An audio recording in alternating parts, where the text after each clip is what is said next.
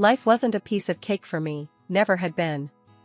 Growing up in a cramped two-bedroom house with my folks and two younger brothers in a neighborhood that saw more cops than city buses, I knew from the get-go I was meant for something bigger, something better. My name is Anna, and this is my tale, raw and uncut.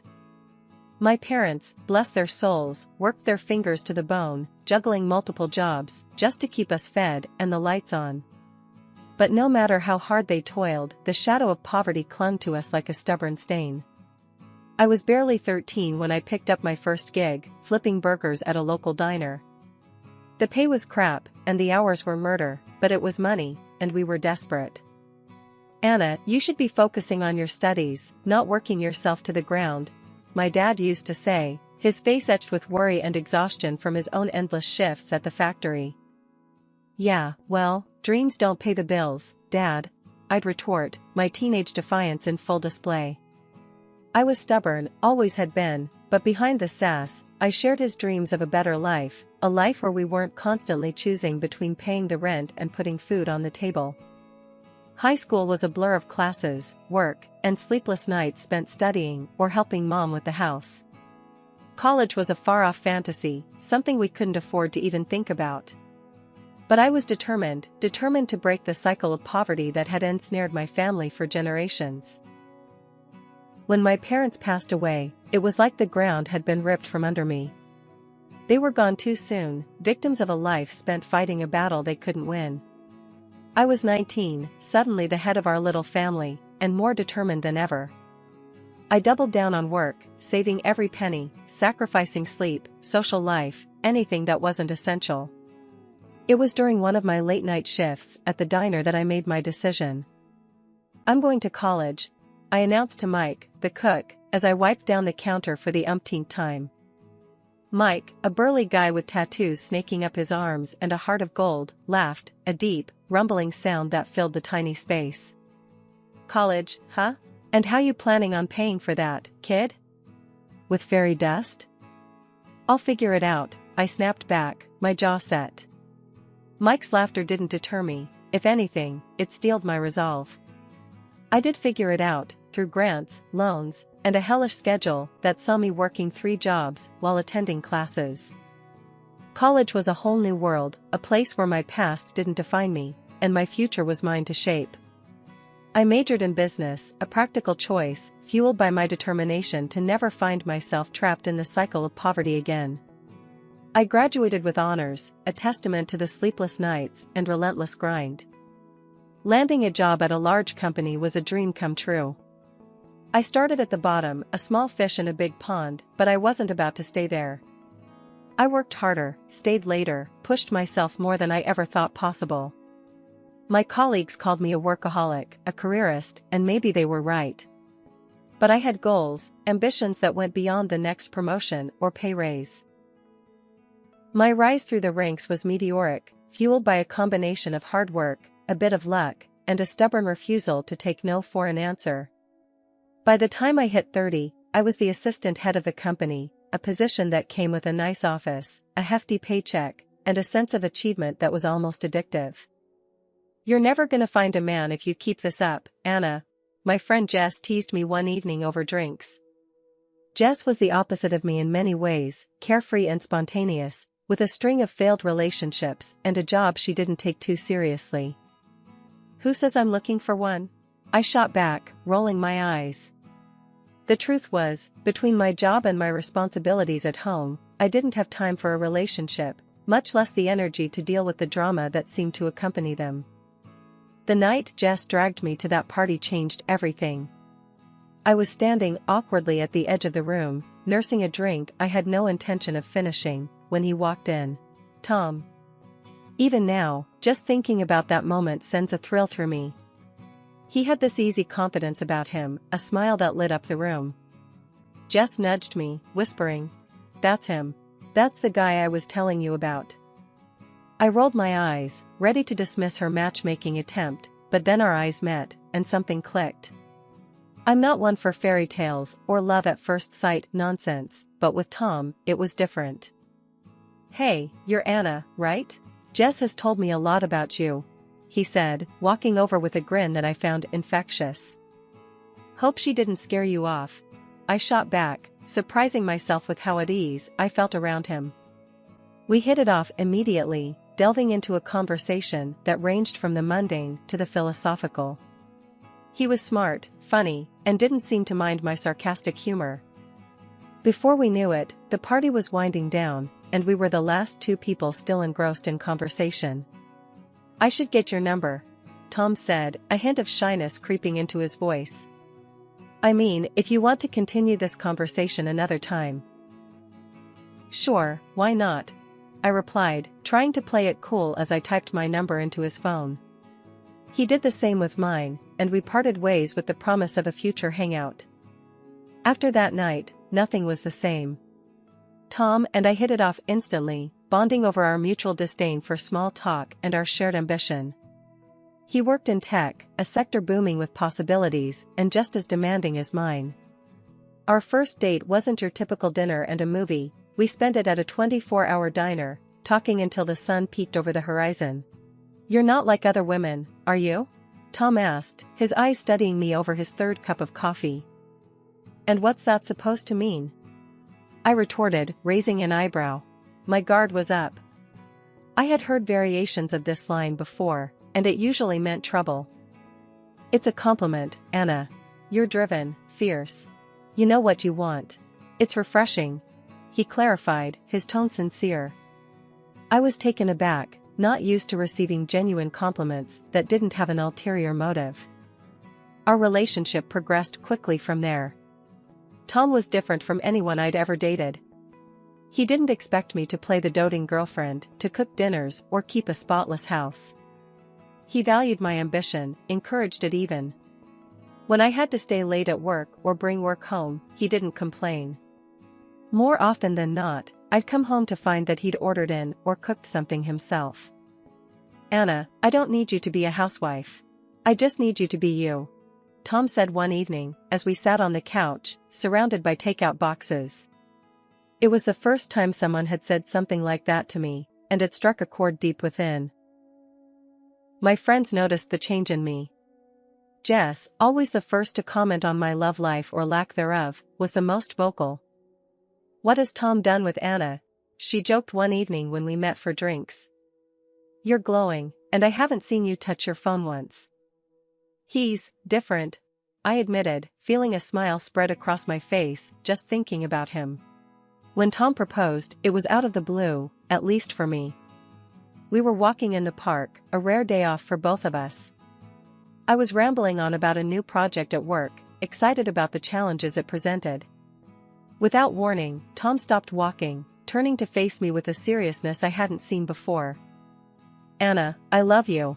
I love your passion, your drive, your relentless pursuit of what sets your soul on fire. I don't want to spend another day without you by my side. Will you marry me?" he asked, pulling out a ring. I was speechless, which for me, was a rarity. "Are you sure? I mean, I'm a handful. I work a lot, I'm not the best at this domestic stuff." "Anna, stop," Tom interrupted, a soft laugh escaping him. "I'm not asking you to be anything other than who you are. That's the woman I fell in love with. That's the woman I want to marry." So, I said yes. It felt right, like everything in my life had been leading me to this moment. Marrying Tom was the easiest decision I ever made, but dealing with his mother, well, that was a whole different ball game. From the get-go, it was clear she had reservations about me. Not the kind you could easily brush off either. These were the deep-seated, "I've got my eye on you" kind. The first time I met her, it was awkward. We were at Tom's family home for dinner. His mom, Mrs. Thompson, was a petite woman with sharp eyes that missed nothing. The house was immaculate, the kind of clean that made you nervous to touch anything. She greeted me with a tight smile, her handshake firm, her eyes scanning me like I was a puzzle she was determined to solve. "Anna, is it? I've heard a lot about you," she said, her voice carrying an edge that was hard to place. "All good, I hope," I replied, trying to keep the mood light. "We'll see," she said, her smile not reaching her eyes. That should have been my first clue. Dinner was an exercise in patience. Mrs. Thompson had prepared a feast, but it felt more like an interrogation than a meal. She asked about my job, my family, my intentions with Tom, each question loaded like a cannon, ready to fire. "You work a lot, don't you, Anna?" she asked, passing me the salad. "I do, but I love my job. It's very fulfilling," I responded, trying to sound confident. "And what about when you have children? Who will take care of them if you're always working?" she pressed, her gaze fixed on me. Tom jumped in, trying to deflect the tension. "Mom, Anna's career is important to her, just like yours was to you." Mrs. Thompson huffed, clearly not pleased with the comparison. "I was always there for my children. A mother's place is with her family." The dinner dragged on, with Mrs. Thompson making veiled comments about traditional family roles and the importance of a woman being present in the home. It was exhausting, trying to defend my life choices to a woman who had already judged me. After we left, Tom was apologetic. "I'm sorry, Anna. I know she can be a bit much." "A bit?" I laughed, despite the tension. "She makes the Spanish Inquisition look like a casual chat." Tom sighed, running a hand through his hair. "I know she's tough, but she's just protective. She'll come around." But as time went on, it became clear Mrs. Thompson had no intention of coming around. Every visit was a minefield. Comments about my cooking, my career, even the way I dressed. It was like she had a checklist of everything a proper wife should be, and I was failing miserably. Mrs. Thompson's disapproval of me never wavered, not through any of our attempts to win her over or any compromises we tried to make. Her disdain was like a constant chill, impossible to ignore. But in the end, Tom and I got married, despite her cold disapproval. Our wedding was a modest ceremony, just how we wanted it, but throughout it all, Mrs. Thompson stood off to the side, her face as stony as ever. 2 years after tying the knot with Tom, life threw us a beautiful curveball. I was pregnant. The news brought us joy we hadn't imagined, but it also ramped up the tension with Mrs. Thompson, Tom's mom, to levels I didn't think were possible. With the pregnancy, I decided to work from home, a move my boss was surprisingly cool about. This arrangement, however, seemed to put me under a magnifying glass in Mrs. Thompson's eyes, giving her more ammo to criticize my every move. "You're still glued to that computer? Shouldn't you be resting or, I don't know, knitting something for the baby?" Mrs. Thompson's voice was laced with that familiar disapproval as she walked into our living room uninvited, as had become her habit. "I'm perfectly capable of managing my work and taking care of myself, thank you very much," I snapped back, frustration bubbling inside me. The last thing I needed was her archaic views on what a pregnant woman should and shouldn't do. "And Tom? Does he approve of his pregnant wife working like a mule?" she prodded further, ignoring my irritation. "Tom supports me, completely. Unlike some, he understands that I can work and be pregnant at the same time," I retorted, not bothering to mask my annoyance. Tom, ever the peacemaker, tried to intervene, sensing the growing tension. "Mom, please. Anna's doing great, and we're fine with our arrangement. Let's not turn this into an issue." But Mrs. Thompson was relentless. "I'm just saying, back in my day, we took care of our men and our homes. We didn't hide behind a screen all day." Her words stung, igniting a fury in me that I'd managed to keep at bay. "Well, it's not your day anymore, Mrs. Thompson. Times have changed. Women work, men help at home, and families manage just fine." Tom sighed, stepping between us. "Mom, I've told you before, Anna and I are happy with how we're handling things. Please, just respect our choices." But respect was a tall order for Mrs. Thompson. She viewed my work, especially during pregnancy, as a personal affront, a deviation from the norm she held so dear. Our home became a battleground, with each visit from her a test of my patience and Tom's diplomacy. Life has this funny way of throwing curveballs when you least expect it. Just when Tom and I were getting a handle on the whole pregnancy thing, his world turned upside down. He came home one day, looking like he'd lost a fight with a bear. "I got laid off," he said, the words heavy with worry. With the baby on the way, I don't know how we're gonna manage. I won't lie, my heart sank. But seeing him so defeated, I knew I had to be the strong one. We'll figure it out, I assured him, wrapping my arms around him. We always do. As if on cue, life decided to test our resolve further.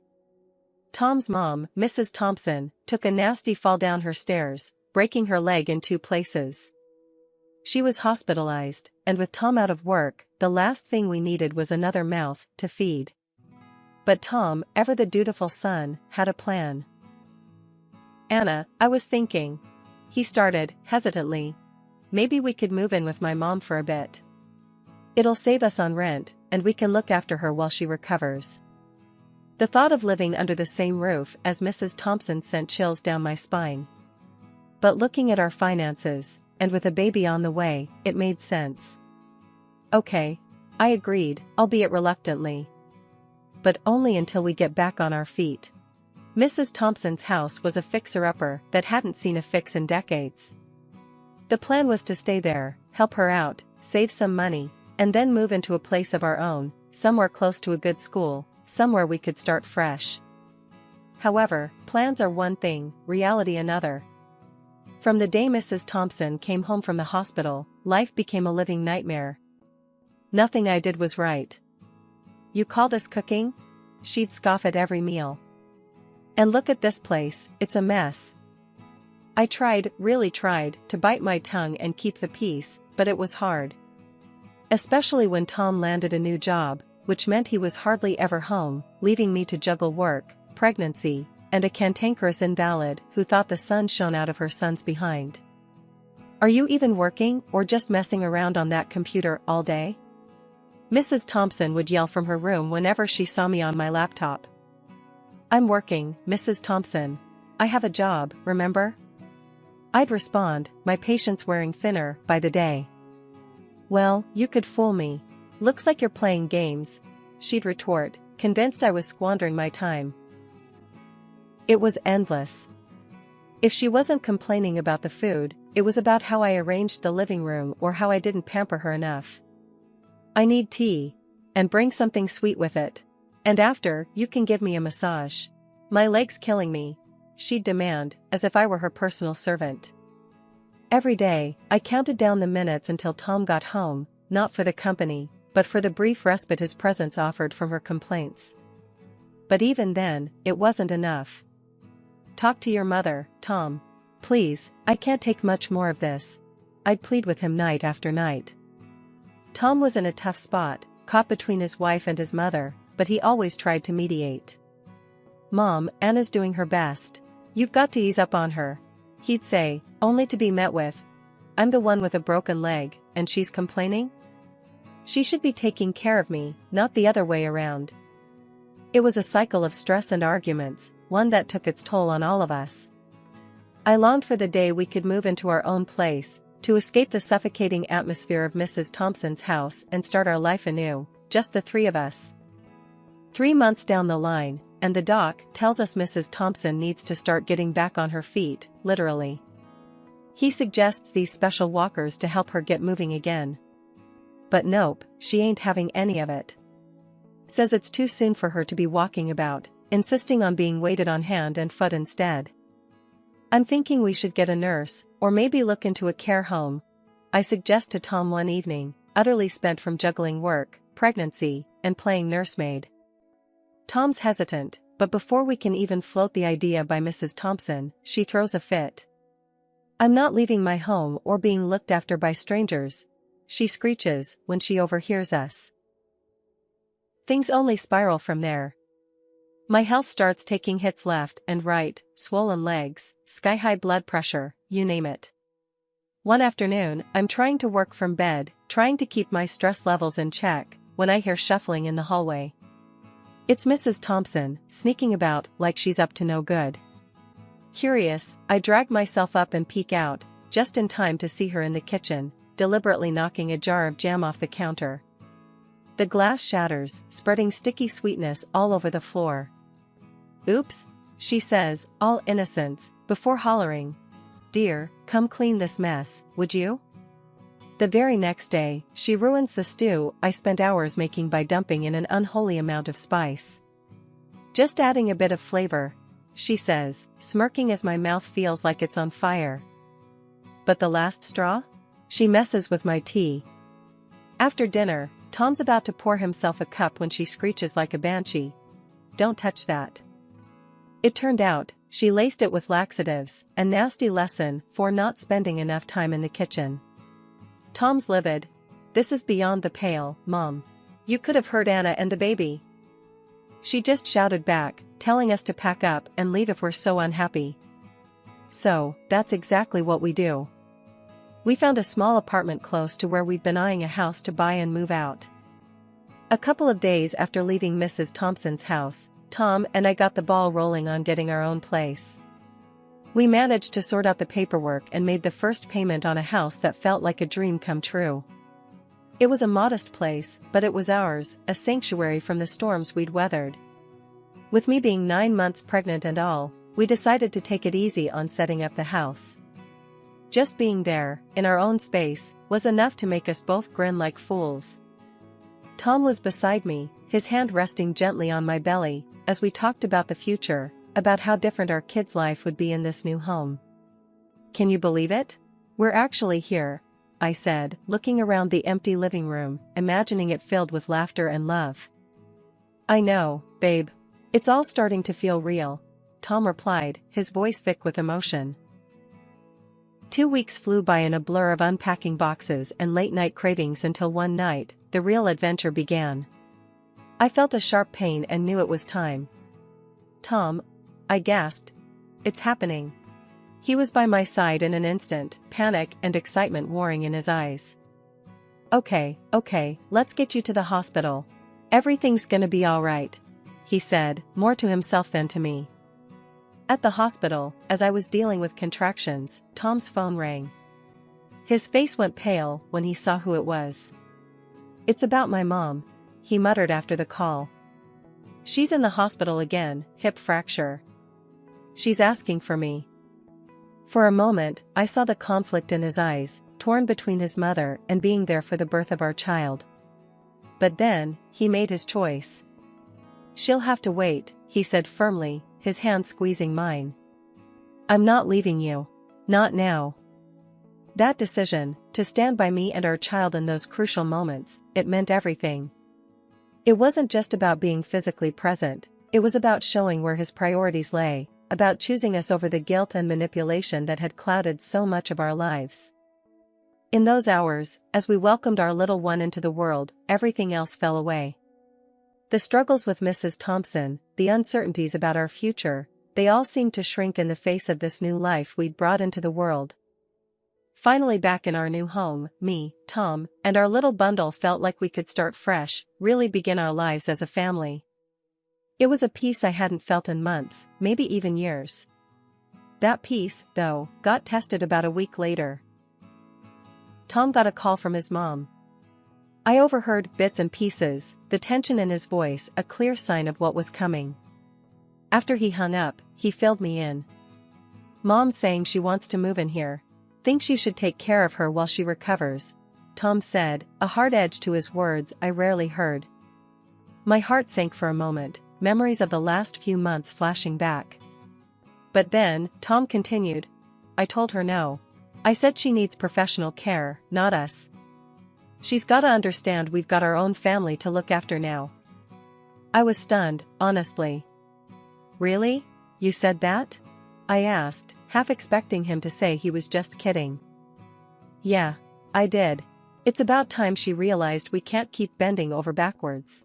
I'm choosing you and the baby, our little family," he said, determination in his eyes. His mom tried the guilt trip, crying over the phone, trying to get Tom to cave. But he stood his ground, ended the call. It was a moment that marked a turning point for us, a clear stand that our little family was our priority. Life in our new home turned into our haven. Tom, me, and our baby were building something special, untouched by the drama and stress of the past. I got back to work, juggling deadlines and diapers, but it felt manageable, with Tom by my side, supporting me every step of the way. "Can you believe we're doing this?" really doing this?" I asked Tom one evening, the baby asleep between us on the couch. He smiled, that warm, reassuring smile that had gotten me through the toughest times. "Yeah, I can. We made it through the storm. Now, it's just us, building the life we always wanted."